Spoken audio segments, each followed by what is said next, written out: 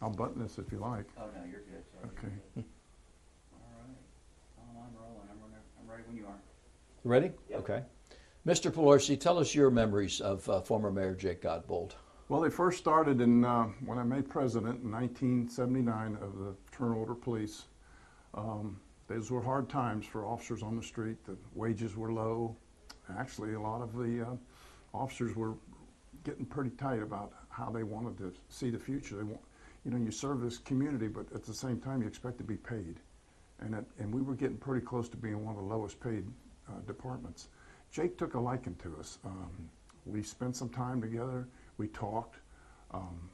Later on, I had an association with the firefighters president, Gary Keys, and we never missed a meeting with the mayor. He would, if he called me, I would call Gary. We went together, and we shared some really good times in his office and made the plight of officers and firefighters to be recognized today. And thanks to him, he gave us a footprint to walk in. Did he improve the situation for police officers and firefighters while he was mayor? He did. He did extensively. He was interested in everything that we talked about on the contract. The money part was important. He knew that Jacksonville needed to move in a better direction to have its officers. We even teased him one time that we were going to buy billboards and put signs on there that said, "Welcome to Jacksonville, home of the poorest paid first responders in the city." At that time, we were just going to be selfish and say police officers, but he recognized it, and he recognized it well, and led us to a much better day.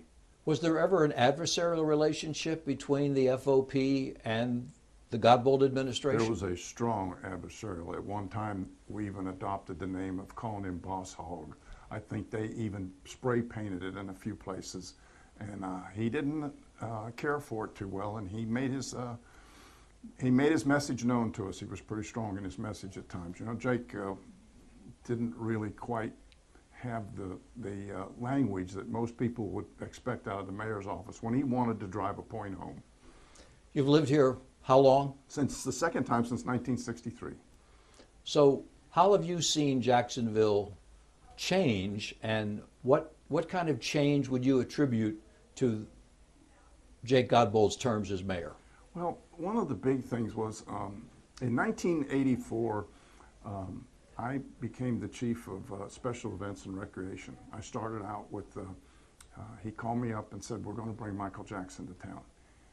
And this was a huge highlight.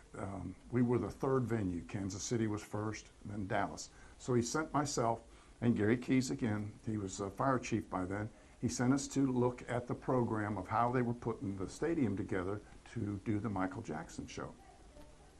We met Michael, and we spent 6 days up there, if my memory's good. And I think I saw you the first night of the first show, and I said, "Tom, tell the people in Jacksonville they're going to get a show." And they got a show. And it kind of highlighted that Jacksonville, when you think about Kansas City and then Dallas, as big as Dallas is, then you bring it to Jacksonville. And when they left Jacksonville, they went to Miami and then on to New York. So we were kind of the show place in the South at that time. And it was all about raising Jacksonville's self-esteem. Absolutely. He was devoted to overcoming what he saw as Jacksonville's inferiority complex. And there were some strong obstacles there. This was, you know, we had some odor problems. We had things that Jacksonville was called the little city on the other side of the Georgia line. And I don't think the mayor, I think he really dedicated himself to erase those thoughts in everybody's mind, regardless of your political thoughts. He just worked so hard, and it seemed like every time you turn around, there was the mayor. He was somewhere in the community, just talking to people, working the street, and whatever he needed to do, he was there. After I made chief, I was assigned the Georgia-Florida game, and in many instances, it was getting to be pretty tough back in 84, 85. So in 86, he said to me, he says, "I want you to go over there," and he says, "I want you to come up with a plan. I want you to have that Gator Bowl as rock solid in security. I don't want any more incidents on the street. I don't want any goalposts taken down."